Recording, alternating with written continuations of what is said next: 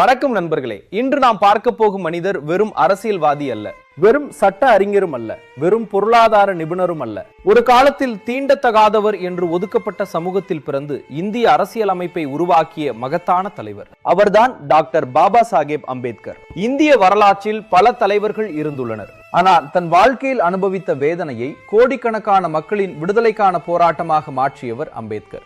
இது புரட்சியாளர் அம்பேத்கர் அவர்களின் வாழ்க்கை கதை. 1891 ஏப்ரல் 14 இன்றைய மத்திய பிரதேச மாநிலத்தில் உள்ள மவ் என்ற இடத்தில் பிறந்தார் அம்பேத்கர். அவரது தந்தை ராம்ஜி சக்பால், தாய் பீமாபாய். அவர் மகார் சமூகத்தை சேர்ந்தவர். அந்த காலத்தில் அந்த சமூகத்தை சேர்ந்தவர்கள் கடுமையான சாதி ஒடுக்குமுறைக்கு உள்ளாகினர். சிறுவயதிலிருந்தே அம்பேத்கர் அவமானங்களையும் பாகுபாடுகளையும் அனுபவித்தார். அம்பேத்கர் பள்ளிக்கு சென்ற போது மற்ற மாணவர்களைப் போல நடத்தப்படவில்லை. வகுப்பறையில் தனியாக அமர வைக்கப்பட்டார். தண்ணீர் குடிக்க கூட அனுமதி இல்லை. ஒரு ஆசிரியர் அல்லது மேல் சாதி மாணவர் பாத்திரத்தில் ஊற்றி கொடுத்தால் மட்டுமே தண்ணீர் குடிக்க முடியும். ஒரு நாள் ஆசிரியர் வரவில்லை. அன்று முழு நாளும் தண்ணீர் கிடைக்கவில்லை. அந்த சிறுவன் மனதில் ஒரு கேள்வி எழுந்தது. நானும் மனிதன்தானே, ஏன் என்னை இப்படி நடத்துகிறார்கள்? அந்த கேள்வியே பின்னாளில் ஒரு புரட்சியாக மாறியது. பல அவமானங்களை சந்தித்தும் கல்வியை கைவிடவில்லை. மிகச்சிறந்த மதிப்பெண்களுடன் படித்தார். அந்த காலத்தில் தாழ்த்தப்பட்ட சமூகத்தை சேர்ந்த ஒருவர் உயர்கல்வி படிப்பதே அரிது. ஆனால் அம்பேத்கர் அதையும் தாண்டினார். பரோடா மன்னரின் உதவியுடன் அமெரிக்காவின் கொலம்பியா யூனிவர்சிட்டியில் கல்வி பயின்றார். பின்னர் லண்டனிலும் உயர்கல்வி கற்றார். பொருளாதாரம், சட்டம், அரசியல், அறிவியல் உள்ளிட்ட பல துறைகளில் பட்டங்கள் பெற்றார். அந்த காலத்தில் இந்தியாவில் மிக அதிகம் படித்தவர்களில் ஒருவராக இருந்தார். வெளிநாட்டில் கல்வி முடித்து இந்தியா திரும்பினார். ஆனால் கல்வி அவருக்கு மரியாதையை உடனடியாக கொடுக்கவில்லை. ஒரு அரசு அதிகாரியாக பணியில் சேர்ந்த போதும் சாதி காரணமாக வீடு வாடகைக்கு கிடைக்கவில்லை. அவர் பல இடங்களில் சாதி காரணமாக அவமானப்படுத்தப்பட்டார். அப்போது அவர் ஒரு முடிவெடுத்தார். எனக்காக மட்டும் போராட மாட்டேன், என் மக்களுக்காக போராடுவேன். அம்பேத்கர் ஒடுக்கப்பட்ட மக்களின் சமூக நீதிக்கான இயக்கங்களை தொடங்கினார். பொது குளங்கள், சாலைகள், கோயில்கள் ஆகியவற்றில் அனைவருக்கும் சம உரிமை வேண்டும் என்று கோரினார். 1927 மகாத் சத்தியாகிரகம் நடத்தினார். தாழ்த்தப்பட்ட சமூக மக்களும் பொது குளத்தில் தண்ணீர் எடுக்கும் உரிமை பெற வேண்டும் என்பதற்காக இந்த போராட்டம் நடைபெற்றது. இது இந்திய சமூக வரலாற்றில் மிக முக்கியமான நிகழ்வாகும். அம்பேத்கரும் காந்தியும் இந்தியாவின் முக்கிய தலைவர்கள். இருவரும் சமூக முன்னேற்றத்தை விரும்பினார்கள்.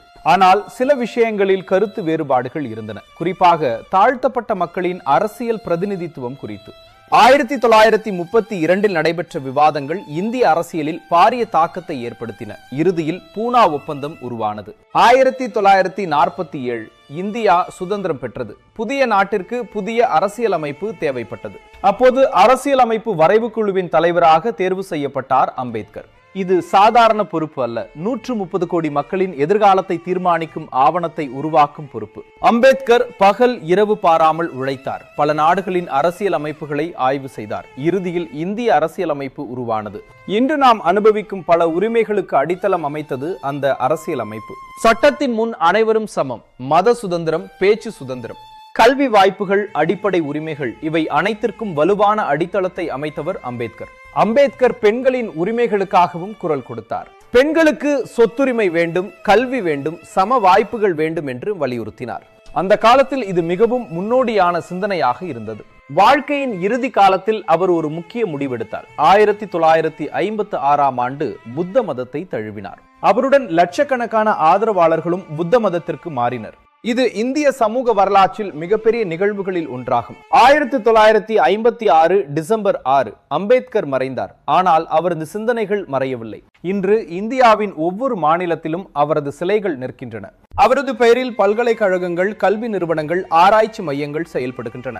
ஏனெனில் அவர் தனது வாழ்க்கையை தன்னுக்காக வாழவில்லை, ஒடுக்கப்பட்ட மக்களின் உரிமைகளுக்காக வாழ்ந்தார். கல்வியே விடுதலைக்கான ஆயுதம் என்று நம்பினார். கல்வி கற்போம், போராடுவோம், ஒன்றிணைவோம் என்ற அவரது வார்த்தைகள் இன்றும் கோடிக்கணக்கான மக்களை ஊக்குவிக்கின்றன.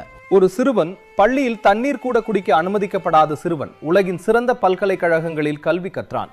இந்திய அரசியல் அமைப்பை உருவாக்கினான். கோடிக்கணக்கான மக்களின் குரலானான். அவர்தான் டாக்டர் பி.ஆர். அம்பேத்கர். ஒரு தலைவர் மட்டுமல்ல, ஒரு சிந்தனை, ஒரு புரட்சி, ஒரு காலம். நன்றி.